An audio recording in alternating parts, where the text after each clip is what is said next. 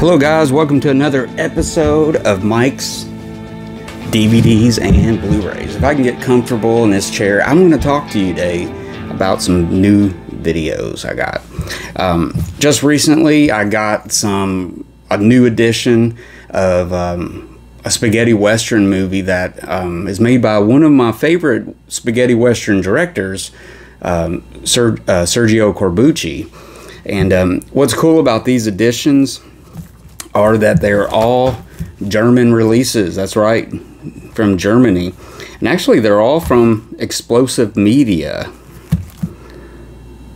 Let me make sure. Oh, one of them's Koch Films, I'm sorry, but the other ones are from Explosive Media, which I love the Germans' media books they put out. They put out these really cool media books, which is like a digibooks. You know, it's like it's kind of like a book. It opens up, it's got some pictures, you know, it's bound, and it's got the movie in there and stuff. And you know, it's all in German, but it's the love and it's the quality they put into it that really makes it a collectible item. And plus, a lot of times, especially with older westerns from maybe the 50s and 60s, but mostly the 50s, they've gone back and done their own restorations and cleaned up some of these movies and put them out in Europe that look better than what's available here in some cases. For example, Anthony Mann, in 1950, he started a partnership with Jimmy Stewart, and they teamed up together and they made about 5 movies together, and they were a more mature, a more darker edged western, and they're some of my favorite westerns of all time, favorite movies. I love those editions, just like the Man with No Name Dollar Trilogy. I mean, I have multiple copies of different sets, you know, DVD, Blu-ray, and now they're coming out with 4K of that, so I've been collecting those. And I can't help double dipping on those. And I don't see myself double dipping a lot more about those westerns with Anthony Mann, unless Arrow puts out a box set with all of them, with extras and new artwork and stuff. Then, you know, I'll do it. But anyways, these are some releases from Anthony Mann and Jimmy Stewart's partnership of some movies they made starting in 1950 with Winchester 73. That's what I was going to say. I got off that. Winchester 73 is only available on Blu-ray in Australia and in Europe. And I have two editions of that. I have an Australian release and I believe it was released, I think it's a German release, I believe. Don't quote me on that. But anyways, I do not believe it's available on Blu-ray in America yet. So in order for me to get that on Blu-ray, I had to do that. So this kind of started this, you know, like, well, let me get the other ones. So enough of that. Let's get right to it. This is the first one I got. This is The Man from Laramie. And it's kind of cool. It's in this like white case. I prefer the black cases over that, but it makes it kind of stand out. It's interesting. But yeah, it's all in German. The Man from Laramie. It's in the 2:3:5 ratio, of course. This was a movie they made together in 1955. Yeah, 1955 for Universal International. And it's a great movie. It's a very dark edge. This is probably, I would say, one of the darkest ones of, it may be the darkest one of those films they did together. If you disagree with me, let me know in the comments or something. I'd love to hear your opinion. But there you go, The Man from Laramie. This is from Explosive Media. And next up, I got one more from that partnership with Anthony Mann and James Stewart. This is Bend of the River. And this is another edition with the white case. This time it's filmed in a 1:7 ratio. Which was 1953, 52. So this was before widescreen. So it's in the studio ratio. But another great movie, Bend of the River. This was, I believe, their second teaming. The first one being Winchester 73. But it's got a great performance by Julia Adams. She's the beautiful Julia Adams, who you may know her better from The Creature from the Black Lagoon. She's the I guess the only female in the movie. But yeah, she's beautiful. She was in all these movies throughout the 1950s. She was under contract at Universal International, as it was known then, Universal Pictures. And she did a bunch of westerns, actually. She got to co-star with a bunch of guys like Robert Ryan and Rock Hudson and Jimmy Stewart. This one has an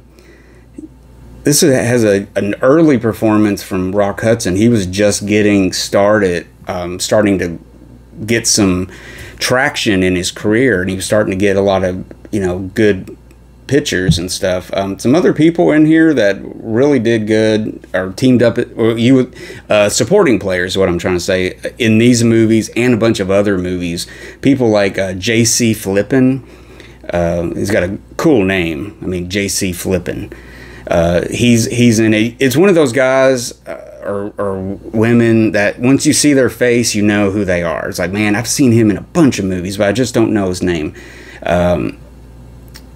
But yeah, Rock Hudson, Julia Adams, got the great Arthur Kennedy, kind of the unsung, underrated actor. He starred in some movies and co-starred in a few movies. And again, the movie's written by Borden Chase. Now, he did some really good dark themed westerns and some other movies like that, but he did quite a few westerns, and they all had kind of a tinge of the darkness, a more mature movie, not your Saturday matinee for the kiddies back then. It was a little more grown up. But there you go, Bend of the River, very good movie. And now we're going to switch gears with another director and another actor. This is actually a movie I've never seen. This is brand new. So I went ahead and got the German release of it. This is a movie starring Kirk Douglas. It's from 1955 also. It's called The Indian Fighter. And it's available on Blu-ray. I believe it may be out of print. I think Kino put it out. It's kind of expensive. At least for me, I haven't found a good priced one. You can get the DVD pretty much for under $9 pretty easily. But as far as Blu-rays go, I haven't been able to find one that was kind of economical, so I think they're out of print already. But yeah, this is The Indian Fighter with Kirk Douglas. It's got a great supporting cast. It's got an actress I'm not really very sure of, Diana Douglas, but it has Walter Abel, Lon Chaney Jr., Alan Hale, and introducing Elsa Martinelli, which I believe she was in some spaghetti westerns, if I'm not mistaken. But one of the big things about this movie is directed by Andre de Toth. He's one of the famous directors back then who had an eye patch on his eye. I think I'm going to do an episode one day of directors that had eye patches, because there was a lot of cool directors back then. I mean, these guys were rough. They had been around the world. They've been in the service. They were just badass guys. And, they must have lost an eye being badasses in some cases. But I think that would be a cool idea. But anyways, Andre de Toth directed this. He's worked with everybody from Randolph Scott, Joel McCrea. I'm not sure. Did he work with John Wayne? I don't believe he worked with. I'm not really sure about that. But anyways, Kirk Douglas is pretty good in some westerns. There's some westerns where it's like meh. But most of the westerns he did in the 40s and 50s and probably the early part of the 60s were really good. He starts losing a little bit of credibility with me with some of the movies he made towards the end of the 60s and the 70s. He started looking a little older, a little different and stuff. I don't know. Maybe it was just the movies themselves, but he is on target, man. 1950s Western Kirk Douglas. I mean, he's done all kinds of movies. I mean, he's done sword and sandal epics and melodramas and war pictures. He's done all kinds of stuff. But yeah, it's supposed to be a really good movie. I haven't seen it, but it's filmed in color, so it's this big Technicolor 1950s Western, so it should look pretty good, and that's why I went for this release, because I'm thinking it's going to be really, really good looking. So if you have this release, let me know in the comments what you think about it. And finally, the last of the Blu-rays that I picked up, this is one from Sergio Corbucci. I've been waiting for a decent copy of this to come out on Blu-ray, because I have a DVD copy of it. And there's nothing wrong with it. It's good, but I just wanted a more cleaned up, a restored, a good solid one, because Sergio Corbucci's other movies have been getting the cleanup jobs, you know, especially with the Great Silence and Django, and some of those getting really nice, you know, 4K restorations and stuff. But anyways, this is a movie that was just released recently from Explosive Media / Koch Media. This is another German release of Minnesota Clay, starring the great Cameron Mitchell. But what I've heard is this is the only bad thing about this print and this edition is it has the happy ending. There was 2 endings filmed. Some prints had the real ending, the unhappy ending, and then some prints had the happy ending. So this is kind of a copy of the American release where they had to have a happy ending. Unfortunately, the DVD I have has the other ending. So sometimes it's good to hang on to your other releases, because sometimes things lack, more or less. But it kind of stinks in a little bit, but I can deal with it. I can hang with it. Maybe Arrow will put out an edition of this, or something like that. Maybe even Kino might put out. Maybe they'll do the international release of it. But yeah, other than that, I haven't watched this particular episode or this disc just yet. These just came yesterday, matter of fact. And but yeah, Cameron Mitchell's in this. We got Fernando Sancho, which he's a complete, you know him when you see him. He's been in countless spaghetti westerns. Diana Martin, Ethel Rojo, George Revere, and Anthony Ross. Again, this is a Sergio Corbucci directed movie. It's one of his early westerns. Like this may have been, I don't know if this was his second, third, somewhere in there. It's like second, third, maybe fourth movie western that he made. I'm thinking third. If you know the answer, let me know. But anyways, Minnesota Clay with the happy ending. I hope that don't ruin it for some people and stuff. But I'm gonna almost bet you money this looks great, and I'll be happy anyways with it. So there you go, Minnesota Clay. And finally, guys, this is the last thing I'm going to show you. I recently got a book. I do collect movie books, novels, autobiographies, reference manuals, stuff like that, dealing with cinema and, you know, actors and directors and stuff. The director Alex Cox, who made movies like Repo Man and Sid and Nancy, a couple other ones. I'm picturing the poster. I can't think of the name. But anyways, Alex Cox, he is a huge spaghetti western fan. He's actually a huge cinema fan, historian, in his own right. I mean, he's written a couple books. He's written stories. He's put out, you know, books. He's done countless audio commentaries.